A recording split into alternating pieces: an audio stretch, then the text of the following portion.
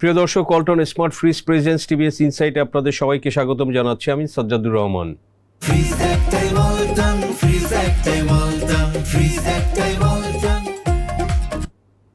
দর্শক, আমরা জানি যে প্রধানমন্ত্রী তারেক রহমান মালয়েশিয়া এবং পরে চায়না সফর শেষে দেশে ফিরেছেন এবং স্পেশালি তার চায়না ভিজিট প্রধানমন্ত্রী হিসেবে প্রথম সফর সেটা, এবং আসলে দেশবাসী সবাই সেটা অবজার্ভ করছিলেন যে আসলে কি হয় সেখানে, সেগুলো দেখার জন্য। সো দর্শক, আমরা দেখেছি যে চাইনিজ প্রেসিডেন্ট শি জিনপিংয়ের সঙ্গে আমাদের প্রধানমন্ত্রী তারেক রহমানের মিটিংয়ের পরে একটা যৌথ ইস্তেহার যেটা প্রকাশ করা হয়, তো সেখানে বিভিন্ন ধরনের বিষয় এসেছে আমরা দেখেছি। তো এগুলো নিয়ে দর্শক আজকে আমরা আলোচনা করব যে আসলে এই সফরটা কেমন হলো, কতটা ফলপ্রসূ এবং সামনে আসলে কি হবে। তো আমরা এই বিষয় নিয়ে আলোচনা করব টিভিএসের চিফ রিপোর্টার জনাব আবুল কাশেমের সঙ্গে এবং আপনাদের সাথে বিস্তারিত শেয়ার করব। কাশেম, আপনাকে স্বাগতম টিভিএস ইনসাইটে। ধন্যবাদ আপনাকে। প্রথমেই যদি বলি যে চাইনিজ প্রেসিডেন্ট শি জিনপিংয়ের সাথে আমাদের প্রধানমন্ত্রীর মিটিংয়ের পরে যে যৌথ ইস্তেহারটা তারা প্রকাশ করলো, তো সেখানে আসলে কি আছে? ধন্যবাদ। আপনি বলেছেন যে মাননীয় প্রধানমন্ত্রী ওনার সরকার গঠনের পরে এটা বেসিক্যালি হচ্ছে যে মালয়েশিয়ার পরেই হচ্ছে চায়না ট্যুর। আমরা যদি হচ্ছে এই ডিপ্লোম্যাটিকটা বলছেন যে এটাই আসলে প্রধানমন্ত্রীর কার্যত এটা প্রথম ট্যুর। তো এখানে যে 14 দফা পয়েন্ট আছে, এখানে মেজর আছে যে হচ্ছে আমাদের যে প্রথমত দুই দেশের পিপুল টু পিপুল একটা হচ্ছে ফ্রেন্ডলি রিলেশন গড়ে তোলা এবং কালচারাল বিনিময়, ইনভেস্টমেন্ট, কর্মসংস্থান, এগুলির কথা বলা আছে। কিন্তু মোটা দাগে বলতে গেলে যে আমাদের যে তিস্তা রিভার যে হচ্ছে ব্যবস্থাপনা, সেটাতে হচ্ছে চাইনিজ পক্ষ তারা থাকার আগ্রহ প্রকাশ করেছে এবং বাংলাদেশও এটাতে এগ্রি করেছে। এরপরে হচ্ছে যে বাংলাদেশ হচ্ছে ব্রিক্সে যদি মেম্বার হতে চায়, সেক্ষেত্রে চায়না বাংলাদেশকে সাপোর্ট করবে এরকম বলছে যে, এবং 2+2 হচ্ছে একটা ডায়ালগ, যেটা হচ্ছে যে ডিফেন্স এবং ডিপ্লোম্যাটিক, এটা হচ্ছে অ্যানুয়ালি হবে, এরকম দুই পক্ষ একমত হয়েছে। বাংলাদেশ হচ্ছে যে ওয়ান চায়না পলিসি, যেটা বাংলাদেশ বরাবরই হচ্ছে সবসময় বলে আসছে, এবারও আমাদের মাননীয় প্রধানমন্ত্রী ট্যুরে সেটা রিঅ্যাফার্ম করেছে এবং চায়নাও বাংলাদেশের সার্বভৌমত্ব এবং অখণ্ডতার উপরে জোর দিয়েছে। এর বাইরে আছে যে আমাদের যে আমি যেটা বললাম যে আমাদের চট্টগ্রাম এবং মংলায় দুইটা ইকোনমিক জোন হচ্ছে যে চায়নাকে দেওয়া হয়েছে, এবং হচ্ছে যে আমাদের মংলা পোর্ট আধুনিকায়ন এবং উন্নয়ন, এটাও হচ্ছে যে এই জয়েন্ট স্টেটমেন্টে উঠে আসছে, এটাও হচ্ছে যে চায়নাকে দেওয়া হয়েছে, আপনি জানেন। আর যেটা আছে যে বাংলাদেশের যেটা হচ্ছে একটা বিস্ফোরা যে রোহিঙ্গা প্রত্যাবাসন, এই বিষয় নিয়ে বাংলাদেশের যে উদ্বেগ সেটা তুলে ধরেছে, এবং চায়নাও হচ্ছে যে এক্ষেত্রে যেটা বলেছে যে মায়ানমার এবং বাংলাদেশের মধ্যে একটা মিউচুয়াল আন্ডারস্ট্যান্ডিংয়ের মাধ্যমে এই রোহিঙ্গাদের প্রত্যাবাসনের বিষয়টা এখানে গুরুত্ব পেয়েছে।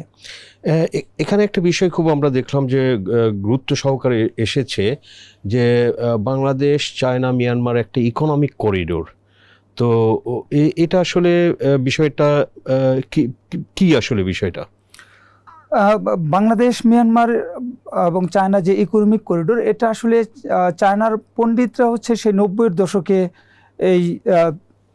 এই করিডোরের একটা ধারণা তারা দিয়েছিলেন, এবং পরবর্তীতে বিআরআই এর আন্ডারে 1990 সাল থেকে এটা বিভিন্ন সময় আলোচনায় এসেছে।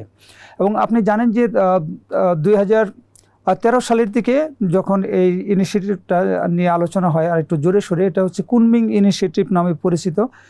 চীনের ইউনান প্রদেশের কুনমিং থেকে মিয়ানমারের উপর দিয়ে ভারত হয়ে এটা বাংলাদেশের কানেক্ট হওয়ার কথা ছিল, এবং ওই সময় ভারত এটার সাথে সম্পৃক্ত ছিল। নাম ছিল BCIM, Bangladesh, China, India, Myanmar economic corridor. পরবর্তীতে হচ্ছে ভারতের সাথে হলো যে চায়নার যে একটা সম্পর্কের একটা উত্থান পতন আছে বিভিন্ন সময়, এবং তাদের মধ্যে যে রাজনৈতিক অবিশ্বাস আছে, প্লাস হলো যে ভারত হচ্ছে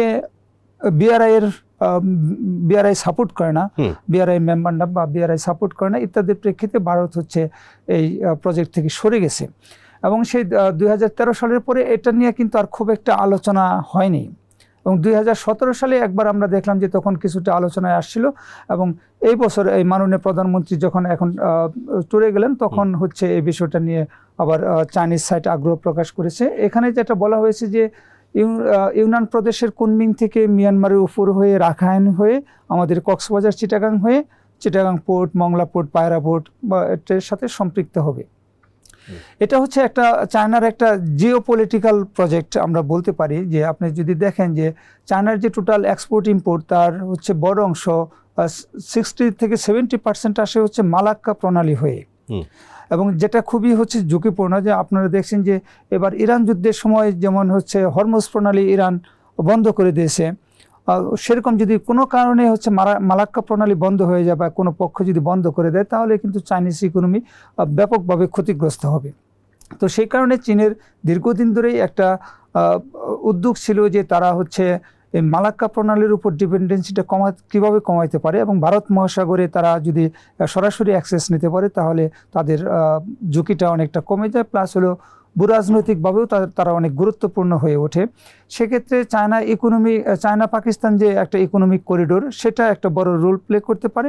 প্লাস হলো যে এই যে প্রস্তাবটা করেছে এখন কুনমিং থেকে মিয়ানমার হয়ে বাংলাদেশ, এটা যদি করতে পারে সেক্ষেত্রে চায়না সরাসরি হচ্ছে ভারত মহাসাগরে, বঙ্গোপসাগরের মাধ্যমে ভারত মহাসাগরে তারা অ্যাক্সেস পাবে। ইয়েস, ওইটা একটা ভূ রাজনৈতিক বিষয়। আমরা যদি ধরেন যে ব্যবসা বাণিজ্য এইসবের ক্ষেত্রে দেখি, যেহেতু ধরেন যে বাংলাদেশও চায়না থেকে 16-17 বিলিয়ন ডলারের আমদানি করেছে গত অর্থ বছরেও, তো সেটা ধরেন যে এগুলো কি এরকম যে ওকে কুনমিং থেকে মিয়ানমার হয়ে বাংলাদেশে এগুলো কোথাও আমি দেখলাম যে ইট ইজ পসিবল যে 24 আওয়ার্সের মধ্যে চায়না থেকে বাংলাদেশে বা বাংলাদেশ থেকে চায়না আপনার পণ্য পৌঁছতে পারে। তো সেটা হইলে তো আপনি ধরেন যে এটা একটা হিউজ আপনার কস্ট এবং টাইম দুইটা সেভ হবে যদি এই ইকোনমিক করিডোরটা হয়।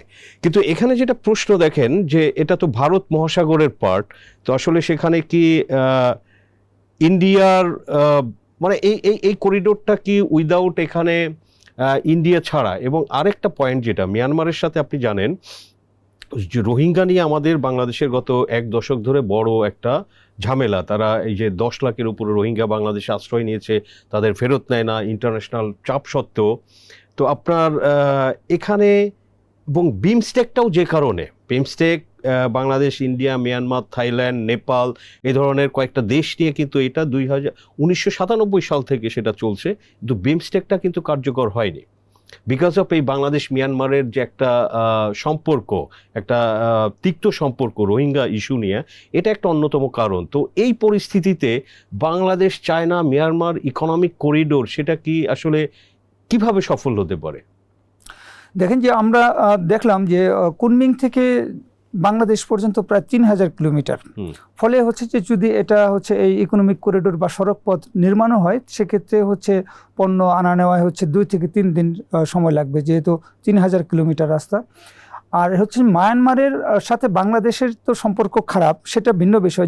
আমরা যদি মায়ানমারের অভ্যন্তরীণ সিচুয়েশনটা দেখি, যে রাখাইন রাজ্যের উপর এখন মায়ানমারের যে সামরিক সরকার, তাদের কোনো নিয়ন্ত্রণ নাই, এটা তো হচ্ছে তাদের নিয়ন্ত্রণের বাইরে চলে গেছে। ফলে এই মুহূর্তে হচ্ছে মায়ানমারের উপর দিয়ে হলো যে একটা আন্তর্জাতিক রুট, এবং সেখানে বাংলাদেশ এবং চীনের পণ্য কতটা চলাফেরার সময় কতটা হচ্ছে নিরাপদভাবে সেই ভ্রমণটা নিশ্চিত হবে, সেটা নিয়ে একটা সংশয় তো রয়ে গেছে।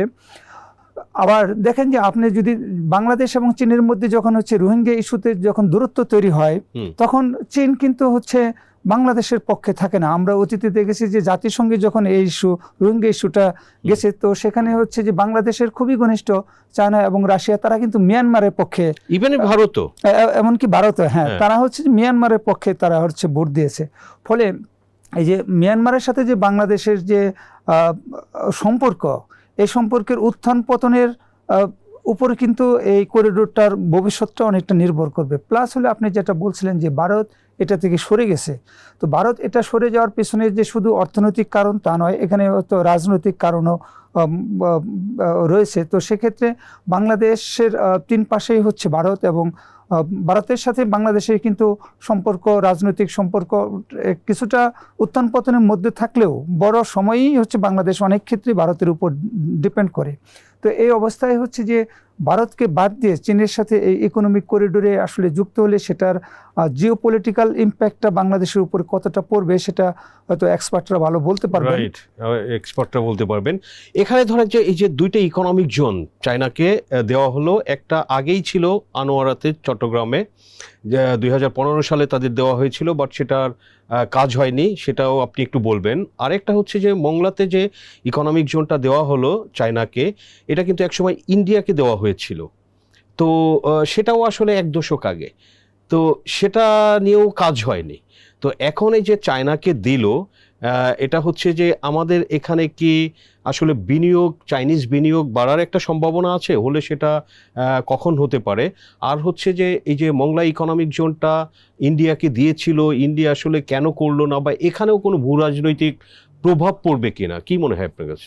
জি, আমি এই প্রসঙ্গে আসছি। তার আগে ওই করিডোরটা নিয়ে আরেকটু বলতে চাই যে আপনার মনে আছে যে অন্তর্বর্তীকালীন সরকারের সময় যখন ডক্টর ইউনূস ছিলেন, তখন কিন্তু হচ্ছে যুক্তরাষ্ট্র হচ্ছে আরাকানে ঢোকার জন্য একটা করিডোর চেয়েছিল, মানবিক করিডোর নামে।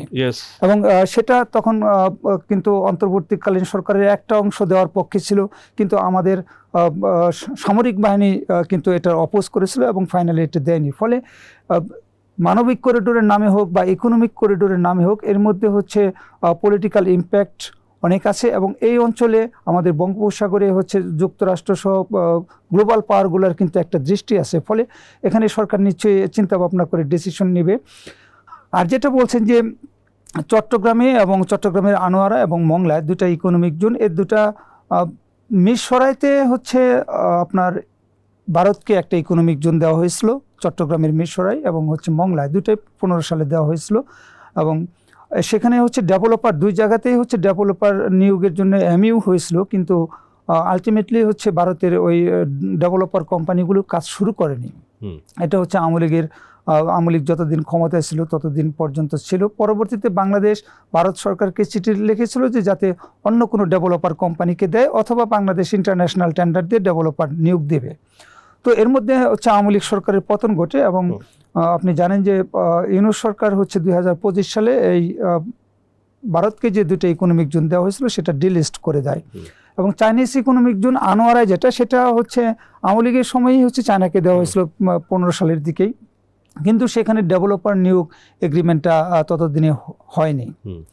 তো এখন আমরা যেটা দেখলাম যে চাইনিজ ইকোনমিক জোন আনোয়ারা যেটা, সেটা হচ্ছে ডেভেলপার নিয়োগের একটা এগ্রিমেন্ট হলো আমাদের প্রধানমন্ত্রীর ট্যুরে হলো, এবং মংলায় যেটা ভারতকে দেওয়া হয়েছিল পরবর্তীতে ডিলিস্ট হলো, সেটা হচ্ছে আবার চায়নাকে দেওয়া হয়েছে। আমরা এখানে যেটা জানতে পেরেছি যে অন্তর্বর্তীকালীন সরকারের সময় থেকেই হচ্ছে যে চায়না এই মংলা ইকোনমিক জোনটা নেওয়ার জন্য বিডার কাছে প্রস্তাব দিয়ে আসছিল, এবং তার প্রেক্ষাপটেই হচ্ছে ইন্ডিয়াকে দেওয়ার বিষয়টা ডিলিস্ট করা হয় এবং ফাইনালি তো এখন দেওয়া হলো। কারণ আপনি দেখেন যে ইন্ডিয়ার কাছ থেকে যে প্রজেক্টটা ডিলিস্ট করা হয় এটা 2025 সালের অক্টোবরে, কিন্তু 2025 সালের জুনে বিডার চেয়ারম্যান তিনি একটা প্রেস কনফারেন্সে বলেছিলেন যে চীন এই মংলা ইকোনমিক জোনে বিনিয়োগ করতে আগ্রহী। তার মানে তারা হচ্ছে আগে থেকে আগ্রহ প্রকাশ করে আসছিল। তো দুইটা ইকোনমিক জোনই হচ্ছে আমাদের দুইটা সমুদ্র বন্দরের কাছে। ফলে এই দুইটা ইকোনমিক জোনের হচ্ছে আপনার পলিটিক্যাল ইম্প্যাক্ট আছে, অর্থনৈতিক ইম্প্যাক্ট তো অবশ্যই আছে, যে এখানে যারা বিনিয়োগ করবে তারা খুব সহজে আমদানি রপ্তানি করতে পারবে বন্দর কাছে থাকার কারণে। এবং পলিটিক্যাল ইম্প্যাক্ট হলো যে আপনি দেখছেন যে আমাদের মংলা পোর্ট ডেভেলপমেন্ট এবং হচ্ছে মডার্নাইজেশনের কাজ হচ্ছে চীন পেয়েছে, যেটা আওয়ামী লীগের সময়ে হচ্ছে চীন আগ্রহ প্রকাশ করেছিল, কিন্তু তখন চীনকে দেওয়া হয়নি। এবং এখন হলো যে চট্টগ্রাম পোর্ট হচ্ছে চায়না মডার্নাইজেশনের একটা প্রস্তাব দিয়েছে। আবার এই চিটাগাং পোর্ট এবং মংলা পোর্ট হয়ে কিন্তু ভারতের সাথে বাংলাদেশের ট্রানজিট বা ট্রান্সশিপমেন্ট হলো কার্যকর হওয়ার কথা রয়েছে। ফলে সেটা দুইটা অর্থনৈতিকভাবে অন্তত রাইভাল, ভারত এবং চায়না, রাজনৈতিকভাবেও অনেক ক্ষেত্রে। তো তাদের মধ্যে কার নিয়ন্ত্রণে চলে যায় চিটাগাং এবং মংলা পোর্ট, সেটা আরেক দেশের জন্য একটা চিন্তার বিষয় হতে পারে। এবং সেটা আসলে বাংলাদেশ দাবার গুটি না হয়ে যায়, সেটা আসলে বিশেষজ্ঞরা বলবেন। বাট আমরা আশা করি যে আসলে এখন তো চায়নাকে অ্যাভয়েড করার কোনো উপায় নাই, ব্যবসা বাণিজ্য সব দিক দিয়ে। আপনি জানেন যে টানা 16 বছর কিন্তু বাংলাদেশের সব থেকে বড় আপনার বাণিজ্যিক পার্টনার হচ্ছে ট্রেড পার্টনার চায়না। এবং একটা সময় কিন্তু ইন্ডিয়া ছিল, বা ইন্ডিয়াকে যে গত 16 বছর ধরে চায়না থেকে বাংলাদেশ বেশি ইম্পোর্ট করে, যদিও আমাদের এক্সপোর্ট খুব কম। তো চায়না আসলে আবার বাংলাদেশ কিন্তু চায়নার ধরেন যে আমরা যে বিনিয়োগ পাই তার মধ্যে সেকেন্ড সর্বোচ্চ বিনিয়োগ চায়না থেকে আসে। সো সব কিছুতে চায়না আমাদের আসলে সব থেকে বড় বাণিজ্যিক অংশীদার, বিনিয়োগ অংশীদার, সেটাও অস্বীকার করার উপায় নাই। আবার আসলে ভারত আমাদের চারিদিকে স্ট্র্যাটেজিক্যালি ভূ রাজনৈতিক বা ভৌগোলিকভাবে সেটাও আসলে অ্যাভয়েড করার উপায় নাই। তো আশা করি আসলে সরকার তো এগুলো সব কিছু বিবেচনা করেই তারা কাজ করছে, এবং বাংলাদেশ আসলে এগিয়ে যাবে। আমাদের ডেফিনেটলি সরকারের উদ্দেশ্য আমরা যেটা বুঝলাম যে বাংলাদেশকে অর্থনৈতিকভাবে, সামাজিকভাবে সামনে এগিয়ে নিয়ে যাওয়া, সেটার একটা প্রচেষ্টা। তো কাশেম, আপনাকে আমি যদি লাস্টে একটু খুব সংক্ষেপে বলেন যে প্রধানমন্ত্রীর এই যে বড় একটা দেশের সফর, প্রথম সফর, ওভারঅল জাজমেন্টটা কি, এটা কেমন হলো? মাননীয় প্রধানমন্ত্রী আসলে যখনই হচ্ছে একটা দেশের একটা নতুন সরকার আসে, সে প্রথম কোন দিকে যাচ্ছে সেটার একটা গুরুত্বপূর্ণ, কোন দেশ ট্যুরে যাচ্ছে। তো সেই হিসেবে মালয়েশিয়া ঘুরে উনি চীনে গিয়েছেন, এটার তো অবশ্যই একটা এক্সট্রা তাৎপর্য আছে। এবং চীনের সাথে কিন্তু বাংলাদেশের গত কয়েক দশক ধরে সম্পর্ক বেশ ঘনিষ্ঠ, এবং সকল ক্ষেত্রে এই যে আপনি যেটা বললেন যে বাণিজ্যিক সম্পর্ক, সেটা 16 বছর ধরে হচ্ছে আমরা চীন থেকে সবচেয়ে বেশি ইম্পোর্ট করি। এবং আমরা এলডিসি থেকে গ্রাজুয়েশন হওয়ার পরেও হচ্ছে যে চীন আমাদেরকে যে ডিউটি ফ্রি দেবে 100%, এটা তারা আগেই ঘোষণা করেছে, এবং চায়না থেকে আমাদের ইনভেস্টমেন্টও আসছে। তো মাননীয় প্রধানমন্ত্রীর এই ট্যুর এটাকে আরও সামনে এগিয়ে নিতে পারে, যদি হচ্ছে আমরা আমাদের যে হচ্ছে ইমপ্লিমেন্টেশন ক্যাপাসিটি, সেটা যদি আমরা হচ্ছে প্রয়োগ করতে পারি। দেখেন যে এই যে ইকোনমিক জোনগুলি 10 বছর ধরে কোনো কাজ হয়নি। তো এখনও যদি সেই 10 বছর লেগে যায়, তো আমাদের সরকার চেঞ্জ হবে, হয়তো বিএনপি আবার আসবে বা অন্য দল আসবে, কিন্তু এরকমই থেকে যাবে। আবার প্রধানমন্ত্রী যে হয়তো আবার নতুন করে এই চুক্তি নবায়ন করবে। কিন্তু আমরা চাবো যে এটা যাতে হচ্ছে খুব দ্রুত হয়, এবং আমাদের যেটা প্রধান টার্গেট যে চীন থেকে আমরা বিনিয়োগ আনবো এবং কর্মসংস্থান আনবো, সেটা যেন আমরা করতে চাই। চাইনিজ ব্যবসায়ীরা, ইনভেস্টররা সেটা কিন্তু তারা করতে চায়। তাদেরকে সেই পরিবেশটা দিতে হবে। জ্বালানি দিতে হবে। ফ্যাক্টরি করবে, বিনিয়োগ করবে, কিন্তু সে গ্যাস বা বিদ্যুৎ পাবে না, তাহলে তো আসলে ফ্যাক্টরি চলবে না। যে গ্যাস বিদ্যুৎ দিতে হবে, এবং তাদেরকে যে মানে ওভারঅল যে বিনিয়োগের যে পরিবেশ, সেটা তাদেরকে ইনশিওর করতে হবে। সরকারের এবার বাজেটে হচ্ছে অনেক ঘোষণা আছে, ডিরেগুলেশন ঘোষণা আছে। সরকার যদি এইগুলি কঠোরভাবে ইমপ্লিমেন্ট করতে পারে, তাহলে আমরা আশা করি যে পিএম যে ট্যুরটা করে আসলো, এটার ইকোনমিক সুফল আমাদের দেশের মানুষ হয়তো পাবে। ওকে, আবুল কাশেম, আপনাকে অসংখ্য ধন্যবাদ টিভিএস ইনসাইডে সময় দেওয়ার জন্য। ধন্যবাদ আপনাকে। দর্শক, আমরা আলোচনা করলাম এবং বিস্তারিত বিশ্লেষণ আপনাদের সাথে শেয়ার করলাম। আমাদের আলোচনা ভালো লাগলে লাইক করবেন, শেয়ার করবেন। আপনাদের সবাইকে ধন্যবাদ।